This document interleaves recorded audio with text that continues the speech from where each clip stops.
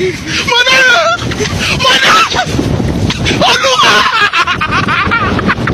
Yeah!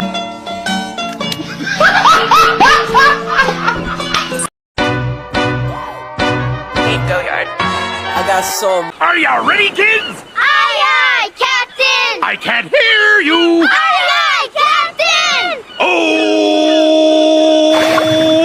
Fucking design on right now.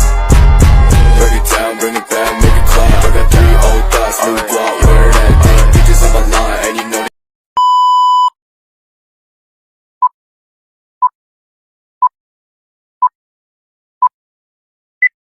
Assalamualaikum warahmatullahi wabarakatuh.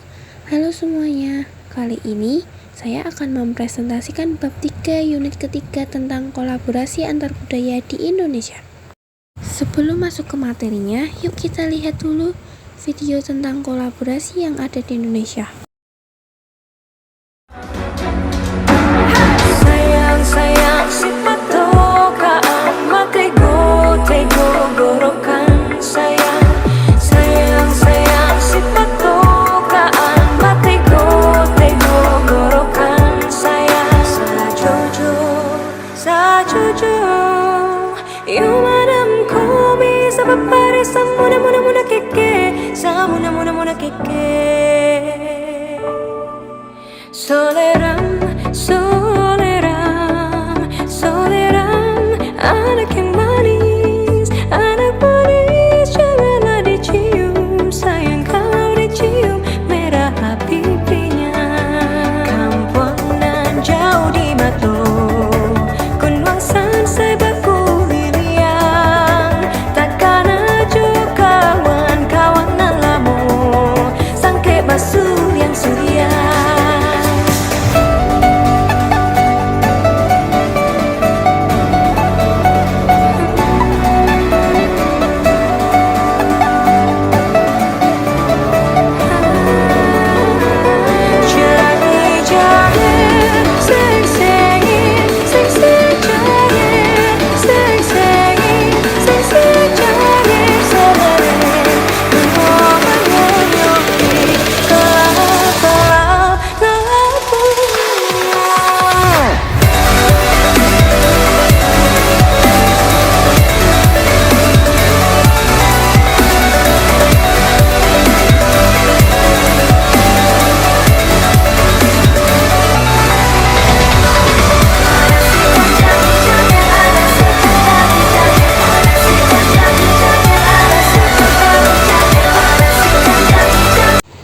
Itu salah satu contoh kolaborasi yang ada di Indonesia. Berikutnya, yuk kita masuk ke materi tentang pengertian kolaborasi dan budaya. Kolaborasi adalah proses bekerja sama untuk menelurkan gagasan atau ide dan menyelesaikan masalah secara bersama-sama menuju visi bersama. Penelitian menunjukkan bahwa tingkat keberhasilan kolaborasi yang tinggi dapat diraih ketika kolaborasi itu melibatkan orang-orang dengan beragam gaya kerja, nilai-nilai, budaya, pendidikan, dan latar belakang pekerjaan yang berlainan. Sedangkan budaya adalah cara hidup yang berkembang dan dimiliki oleh seseorang atau sekelompok orang dan diwariskan dari generasi ke generasi, namun tidak turun-menurun, dan diartikan sebagai hal-hal yang berkaitan dengan budi pekerti dan akal manusia.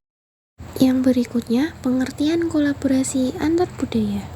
Kolaborasi antar budaya adalah proses komunikasi yang melibatkan orang-orang yang berasal dari latar belakang sosial budaya yang berbeda, yang dimana terdapat rasa saling menghargai dan menghormati kebudayaan orang lain, sekaligus tempat untuk saling memperkenalkan budaya yang dimiliki masing-masing. Bentuk-bentuk budaya Indonesia. Secara umum, budaya Indonesia terbagi menjadi 2 macam, yaitu budaya daerah dan budaya nasional. Yang pertama, budaya daerah. Budaya daerah merupakan suatu kebiasaan dalam wilayah atau daerah tertentu yang diwariskan secara turun-temurun oleh generasi terdahulu pada generasi berikutnya pada lingkup daerah tersebut. Budaya daerah ini muncul ketika masyarakat memiliki pola pikir dan kehidupan sosial yang sama sehingga menjadi suatu kebiasaan yang menjadi ciri khas daerah tersebut. Yang kedua, budaya nasional. Budaya nasional merupakan gabungan dari budaya daerah yang ada di negara tersebut. Misalnya, ketika daerah di Indonesia memiliki budaya yang berbeda, kemudian kita dapat menyatukan kebudayaan tersebut dan dapat berlaku di semua daerah negara Indonesia. Bentuk-bentuk budaya nasional. Dalam buku Dasar-Dasar Ilmu Budaya 2019, karya Isma Tantawi dijelaskan beberapa bentuk kebudayaan nasional sebagai berikut. Bentuk-bentuk budaya nasional. Yang pertama, bahasa Indonesia. Bahasa Indonesia yang sekarang kita gunakan berasal dari salah satu bahasa daerah yang ada di Indonesia, yaitu bahasa Melayu. Kedua, musyawarah. Sistem musyawarah untuk mengambil keputusan digunakan secara nasional mulai dari tingkat terkecil desa hingga tingkat terbesar yaitu negara. Yang ketiga yaitu gotong royong. Gotong royong merupakan kebudayaan yang terdapat pada semua suku di Indonesia. Oleh sebab itu, gotong royong diangkat menjadi kebudayaan nasional. Kemudian yang ketiga yaitu batik. Karena batik dapat diterima oleh sebagian besar masyarakat Indonesia, akhirnya batik ditetapkan sebagai salah satu pakaian nasional. Yang terakhir yaitu wayang. Wayang merupakan salah satu yang dianggap penting dalam penyebaran agama Islam di Pulau Jawa, khususnya dari Indonesia pada umumnya. Berikutnya, jenis-jenis kebudayaan Indonesia. Yang pertama, upacara adat. Bentuk tradisi ini diwariskan secara turun-menurun serta dilaksanakan dengan tertib yang bertujuan untuk mengucapkan terima kasih. Contohnya, upacara ngaben dari Bali. Selanjutnya ada kesenian nasional. Merupakan salah satu contoh budaya lokal daerah. Setiap daerah di Indonesia pasti memiliki ciri khas keseniannya masing-masing. Contohnya, ludruk dari Jawa Timur, tari jaipong dari Jawa Barat, dan yang terakhir, wayang golek dari Jawa Barat. Berikutnya, lagu daerah. Lagu daerah adalah lagu yang berasal dari suatu daerah yang diwariskan secara turun-menurun dan menjadi populer yang dinyanyikan oleh rakyat daerah tersebut ataupun rakyat lainnya. Contohnya yaitu Bungon Jumpa dari Aceh, Ampar-ampar Pisang dari Kalimantan Selatan, dan Injit-injit Semut dari Jambi. Selanjutnya musik. Musik di Indonesia sangat beragam karena adanya keberagaman suku di Indonesia, sehingga semua daerah memiliki budaya dan seninya sendiri. Contohnya, sasando dari Pulau Rote, angklung dari Jawa Barat, dan gamelan dari Jawa dan Bali. Lalu, pakaian adat. Biasanya, pakaian adat di sebuah daerah digunakan saat ada dilaksanakannya upacara yang bersifat penting, seperti upacara pernikahan. Contohnya yaitu kaun ulos dari suku Batak atau Sumatera Utara, baju dodo dari suku Bugis dan suku Makassar. Selanjutnya, rumah adat. Rumah adat bisa diartikan sebagai rumah yang dibangun berdasarkan fungsi sosial dan arti budaya dari corak maupun gaya bangunannya. Setiap daerah memiliki rumah adat yang berbeda-beda. Contohnya, rumah Honai dari Papua, rumah Gadang dari Sumatera Barat, rumah Rakit dari Bangka Belitung. Selanjutnya, makanan. Setiap daerah di Indonesia memiliki suatu pokok yang biasa dilahap oleh masyarakatnya di kehidupan sehari-hari. Contohnya, hidangan khas suku Sunda yaitu ikan bakar, nasi timbel, dibungkus daun pisang, ayam goreng, sambal tempe, dan tahu goreng, dan sayur asem.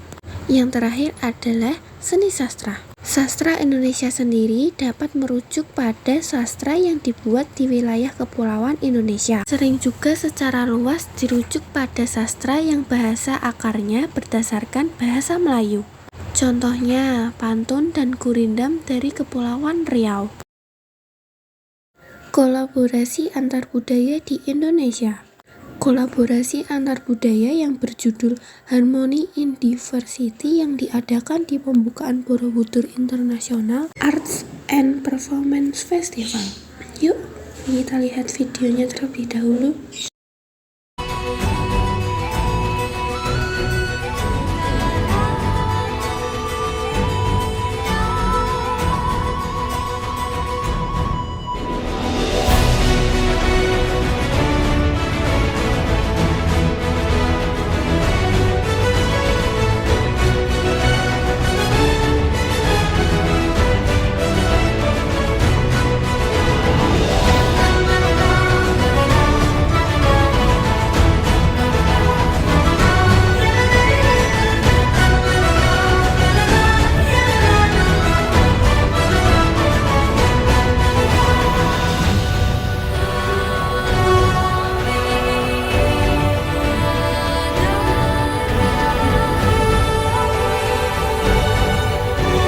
Yang kedua, kolaborasi antar budaya yang berjudul Merajut Nusantara yang diadakan di Silang Monas, Jakarta Pusat.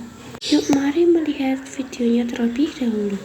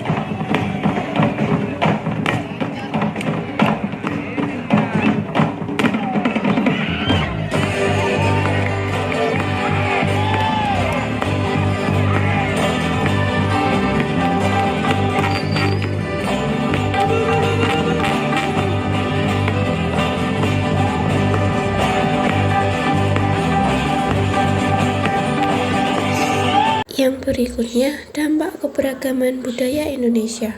Dampak keberagaman budaya di Indonesia terdiri atas berbagai suku, agama, bahasa, dan kebudayaan. Menurut sensus Badan Pusat Statistik 2010, Indonesia memiliki lebih dari 300 kelompok etnik serta 1.340 suku bangsa. Setiap identitas kelompok tersebut memiliki kebudayaan khas masing-masing yang menggambarkan keragaman Indonesia yang bineka.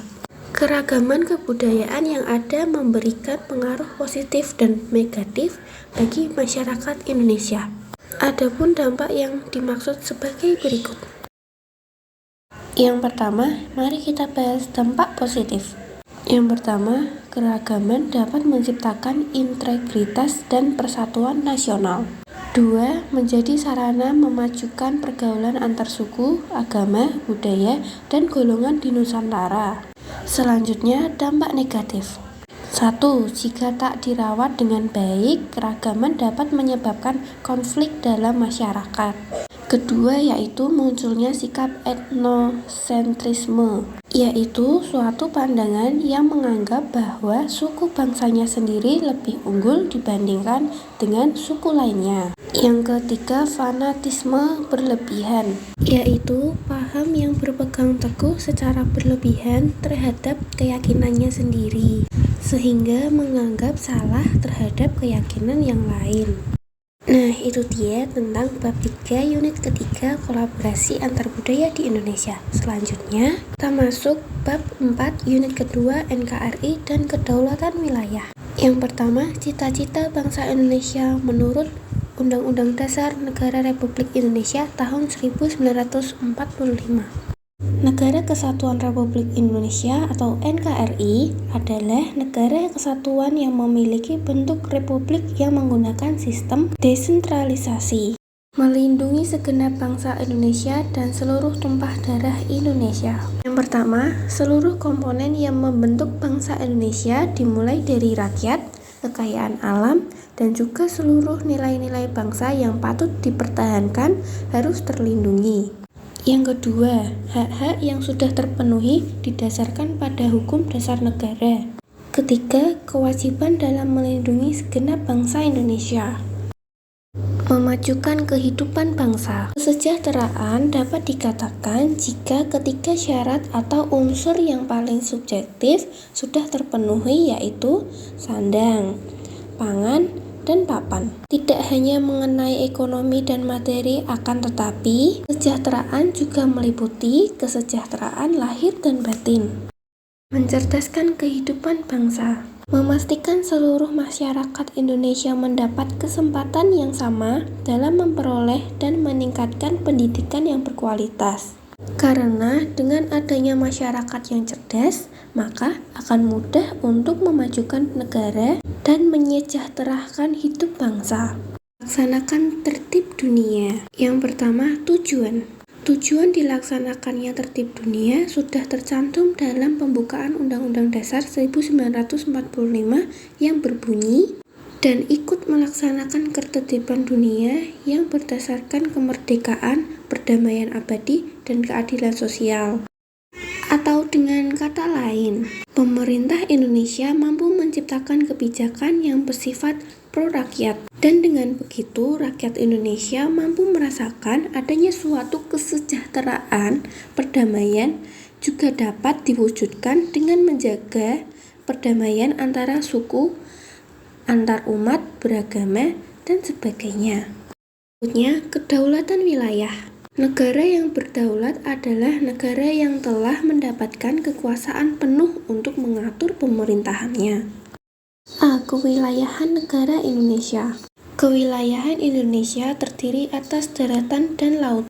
Wilayah Indonesia pada saat merdeka masih berdasarkan pada peraturan tentang wilayah teritorial yang dibuat Belanda, yaitu Territoriale Zee en Maritiem Christen Ordonnantie 1939 atau TZMKO 1939. Luas laut Indonesia sekitar 5.176.800 km persegi. Pemahaman terhadap hak dan kewenangan atas laut sesuai dengan UNCLOS. Cara prinsip pengolahan sumber daya laut dan perikanan diperhatikan 3 jenis laut, yaitu: yang pertama, wilayah laut dengan kedaulatan penuh bagi Indonesia. A. Perairan pedalaman. Bagian dari wilayah perairan Nusantara. Pada wilayah ini, Indonesia memiliki kedaulatan mutlak dan kapal-kapal asing tidak mempunyai hak untuk lewat. B. Perairan Nusantara. Bagian luar perairan pedalaman adalah perairan kepulauan atau Nusantara. Wilayah perairan ini sebagian laut-laut yang terletak di antara pulau-pulau, dibatasi oleh garis-garis pangkal tanpa memperhatikan kedalaman dan lebar laut. Kapal-kapal asing dan untuk kepentingan perairan internasional memiliki hak lewat berdasarkan prinsip lintas damai. C. Atau yang terakhir, laut teritorial. Tidak melebihi 12 mil laut yang diukur dari garis pangkal. Wilayah laut ini juga memiliki kedaulatan penuh. Sebuah negara mempunyai hak kedaulatan sepenuhnya sampai batas laut teritorial, tetapi mempunyai kewajiban menyediakan alur pelayaran lintas damai baik di atas maupun di bawah permukaan laut. Deklarasi Juanda kemudian diperkuat dengan mengubahnya menjadi Undang-Undang Nomor 4 PRP 1960. Wilayah laut dengan hak berdaulat atas kekayaan alam yang dikandung serta hal-hal tertentu.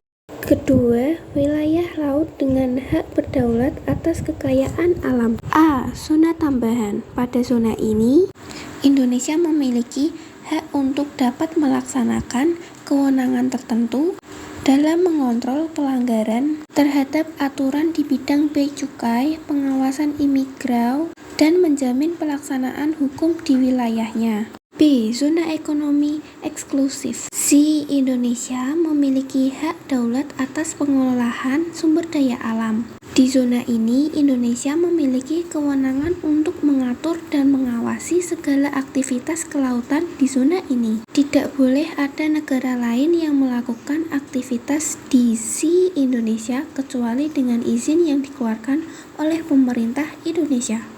C. Landas kontinen. Secara yuridis UNCLOS 3 merupakan kewenangan suatu negara pantai atas kekayaan alam meliputi dasar laut dan tanah di bawahnya dengan rentang dari daratan hingga tepi batas laut hingga jarak 200 mil.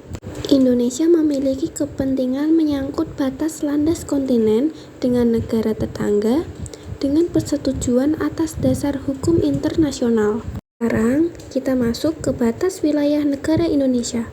Indonesia adalah negara kepulauan di Asia Tenggara. Dengan teritori yang begitu luas, Indonesia memiliki 3 jenis batas yang meliputi batas darat, laut, dan udara. Yang pertama kita bahas adalah batas darat. Indonesia berbatasan dengan Malaysia di bagian utara, Timur Leste di bagian selatan, dan Papua Nugini di bagian timur. Hanya di bagian barat, Indonesia berbatasan laut dengan Samudra Hindia. Yang kedua adalah batas laut. Territoriale Sea Maritime Kristen Ordonansi 1939 atau TZMKO 1939. Menurut ordinasi ini, laut adalah milik internasional, sedangkan wilayah Indonesia adalah pulau-pulau dan laut berjarak 3 mil sekeliling pulau. Deklarasi Juanda 1959. Deklarasi ini dikeluarkan pada tanggal 13 Desember 1957. Perdana Menteri Indonesia pada saat itu Juanda Kartawijaya. Berikut isi Deklarasi Juanda 1959. Yang pertama, segala perairan di sekitar, di antara, dan yang menghubungkan pulau-pulau yang termasuk negara Indonesia dengan tidak memandang luas atau lebarnya adalah bagian-bagian yang wajar daripada wilayah daratan Indonesia. Yang kedua, lalu lintas yang damai di perairan laut pedalaman bagi kapal-kapal yang dijamin selama dan sekedar tidak bertentangan atau mengganggu kedaulatan dan keselamatan negara Indonesia. Yang ketiga adalah batas laut teritorial adalah 12 mil diukur dari garis yang menghubungkan titik-titik ujung yang tertular pada pulau-pulau negara Indonesia.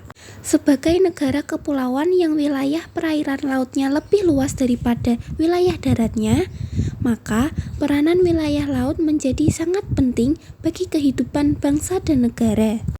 UNCLOS atau United Nations Convention on the Law of the Sea 1982. Hukum internasional ini menetapkan bahwa CII wilayah Indonesia sepanjang 200 mil. Yang ketiga, batas udara. Batas ruang udara Indonesia diukur dengan menarik garis dari pusat bumi menyinggung batas wilayah laut Indonesia. Berikut batas-batas wilayah Indonesia. Yang pertama, bagian barat. Bagian barat meliputi Samudra Hindia, perairan negara India, Pulau Ronde, dan Laut Andaman. Lalu di bagian timur meliputi Papua Nugini dan Samudra Pasifik. Di bagian utara meliputi Pulau Kalimantan, Singapura, Malaysia, Filipina, dan Thailand. Yang terakhir di bagian selatan meliputi Timur Leste. Sekian video presentasi saya tentang bab 3 unit ketiga dan bab 4 unit kedua. Terima kasih.